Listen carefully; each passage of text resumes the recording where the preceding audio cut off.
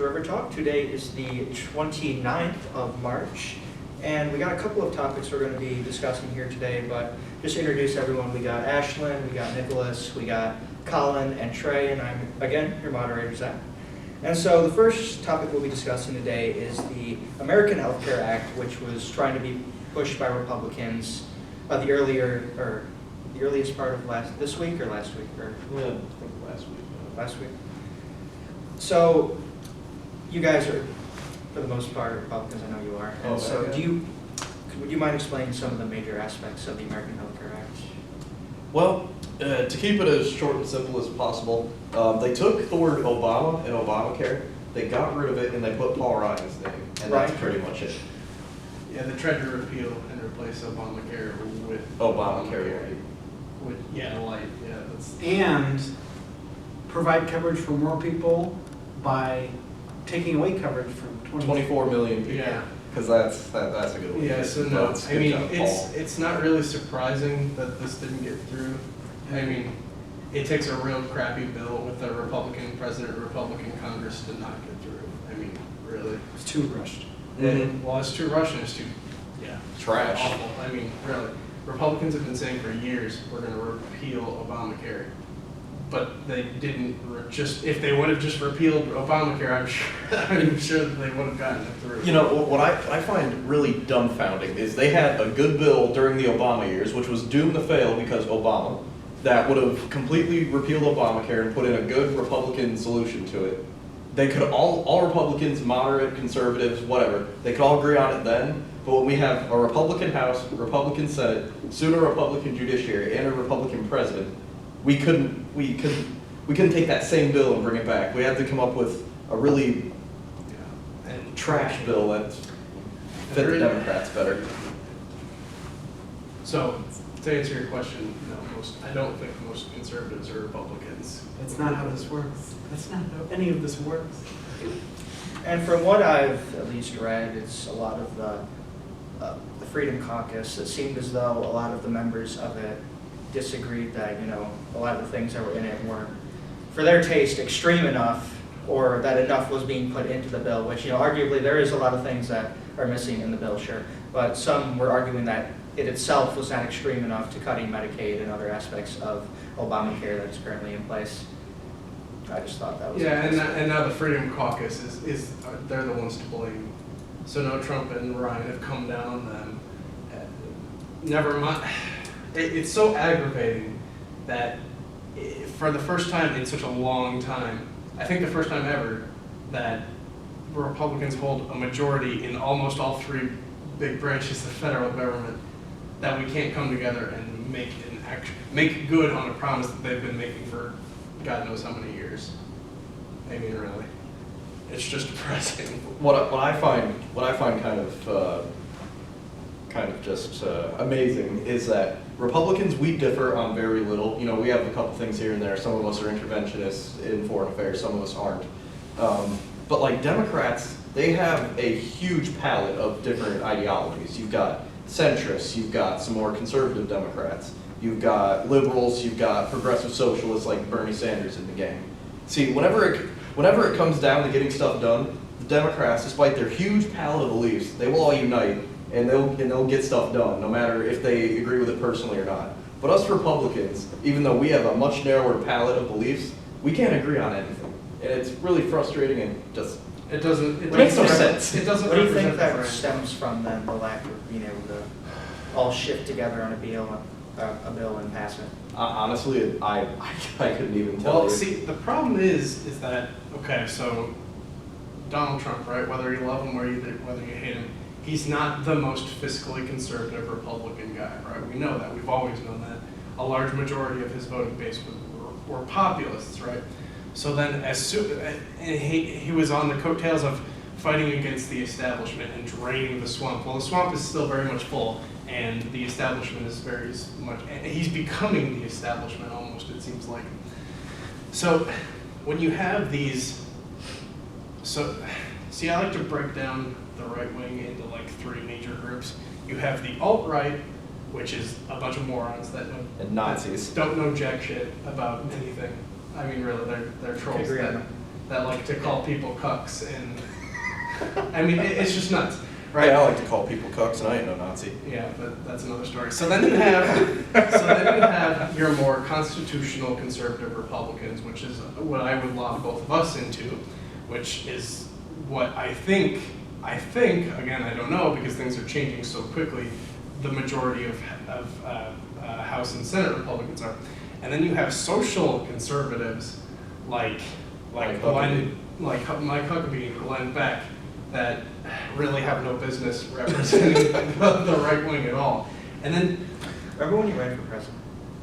yeah. And he didn't make it past the first state? Yeah, see, I thought he was going to be a good idea there for a little bit because I liked his experience, and then I looked at his platform and I'm like, oh my god, no. Right. So then, when you have these, again, very narrow in, well, okay, the Nazis can go below, but I mean, when you have such a narrow difference in ideology, it's honest to God frustrating And we can't agree on that we simple can't things. agree on a reasonably simple idea: repeal Obamacare. But people can't get that through their thick skull. I just don't understand it. Got any thoughts? I mean, we just gave you all the ammunition. Yeah, Oh, absolutely. Yeah, we just lambasted our own party for For God's God's You didn't sake. have to, you just, We'd like to thank you That guys is- for being good sports. No problem. Always I good to mean- help out the opposition. saving my voice, thank you very much. That's what we do. Nicholas, what did you say one of you, the day that bidding was supposed to conclude? Tomorrow. It's tomorrow? Be in good shape, somewhere around. So today. March 30th, okay, so tomorrow's March 30th, if you don't already know. And so the deadline for bidding on contracts to build the wall will be ending tomorrow. Just thought I'd throw that out there, I guess. Yeah. Then It's next, happening. then another, wall. Sorry, I'm excited. what did you say it was going through a retirement home? Yeah, I was listening to, I think it was a local KROS radio station. I think one of the hosts is pretty Republican, actually, but he mentioned the fact that it goes right through a retirement community or golf resort, and basically the back nine of the golf course would have to be cut off by the wall. Good. I play on a 9-hole course, and it served me well. They don't need 18. It's true. Besides, that's excess. Socialists don't like excess. Gotta have every golf course needs to be 9 holes. Can't have 18s. Too many. Well, then, building the wall is one thing, but I also heard that if it's even that much, 1/3 of that border is government owned and the rest of it's privately owned. Yeah, I know. So it's a lot of eminent domain that's gonna It's have a lot to of go. compensation that's going to have to Mhm. be done. Especially Yeah. for that golf resort. When you have old people and their money. Oh, no one needs golf. And one of the more recent things that were done earlier this week was cutbacks on regulations with the EPA.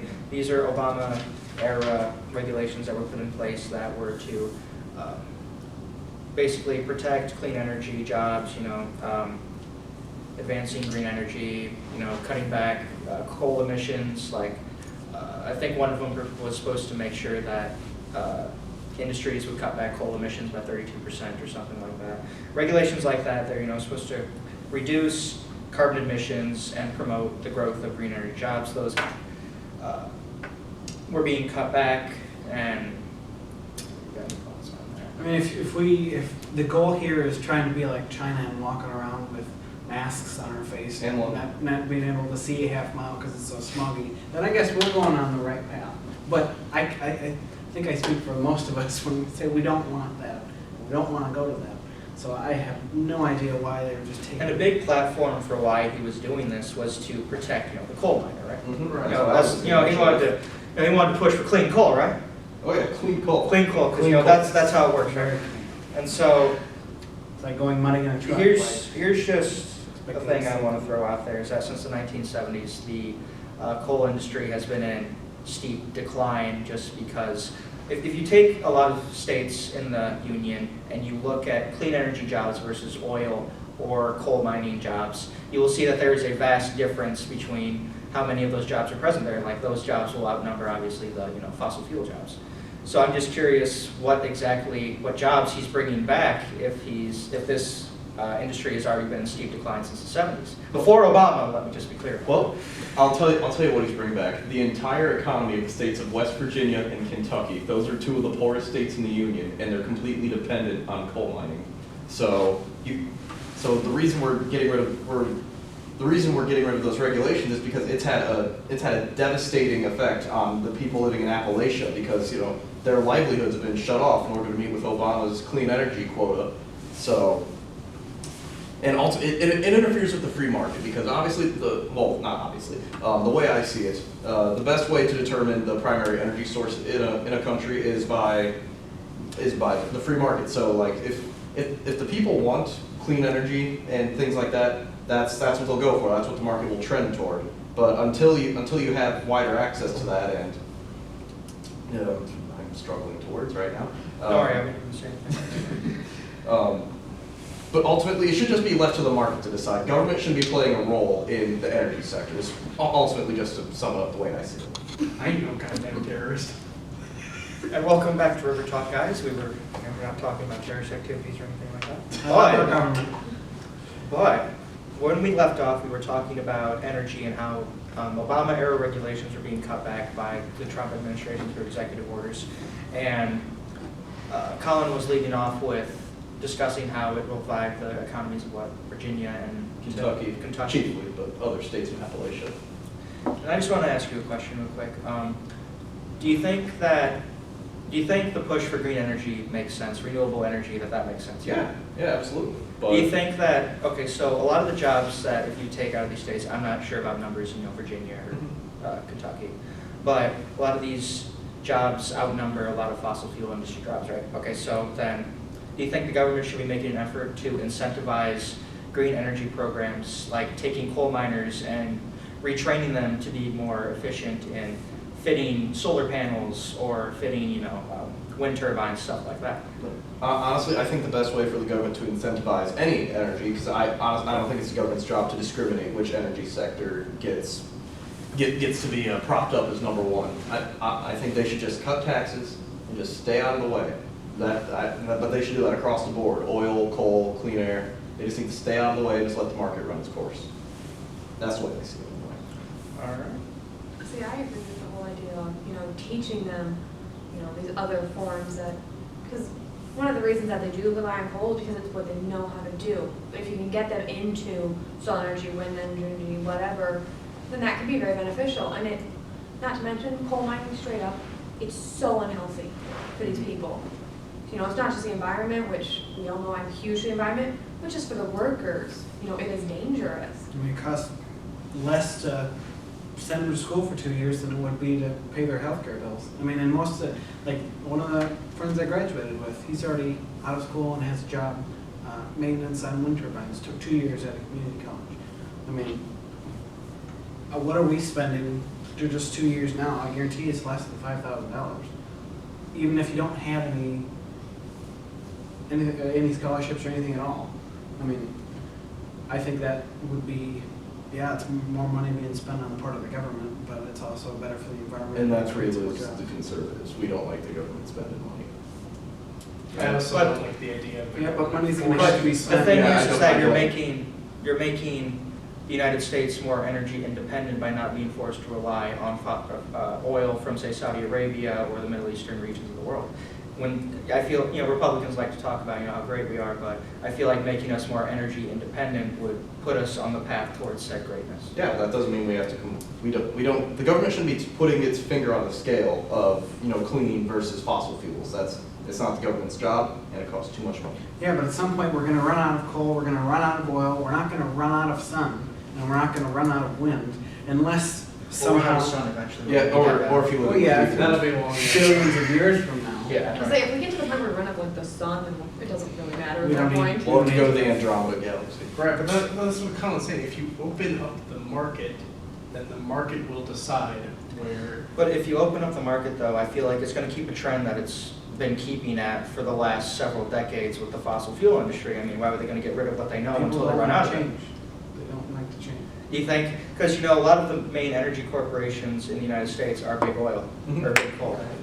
And if you're going to open the free market and just say, the energy companies run their course, they're obviously going to outcompete the, green energy source companies that, are not being aided by the United States government anymore. Okay, so They're that not should being subsidized. incentivize then those green energy companies to further their scientific prowess. Right. If they're not getting subsidies though from the US government, then they're not actually, if they're just relying basically on profits they get from solar panels or wind turbines, that's not gonna happen.